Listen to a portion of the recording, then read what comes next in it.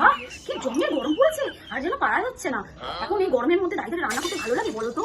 এখন যদি আমি আমার শাশুড়িকে বলি যে মা আজকে আমি রান্না করতে পারছি না, তুমি একটু রান্নাটা করে দাও, তাহলে আমার মুখে মুড়ো বসে দে। একটা বুদ্ধি বের করতে হবে, আইডিয়া। বলছি মা শুনুন না। হ্যাঁ কি হয়েছে বলো?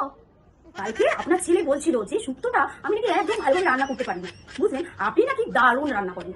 তো আপনার ছেলে বলছিল মায়ের হাতে শুক্তো খুব ভালো, খুবই প্রশংসা করছিল, জানেন তো? হ্যাঁ আমার বাবু আমার হাতে শুক্তো থেকে কি যে ভালো বাসে কি বল। আমি তো মা এখানে আসার পর থেকে একদিন আপনার রান্না খাইনি। আপনার ছেলেও বলছিল আমি নাকি আপনার মতো ভালো রান্না করতে পারি না। মা আপনি আমাকে একটু শুক্তো বানানো শিখিয়ে দেবেন? হ্যাঁ কেন? আমি তোমাকে কেন শেখাতে যাবো?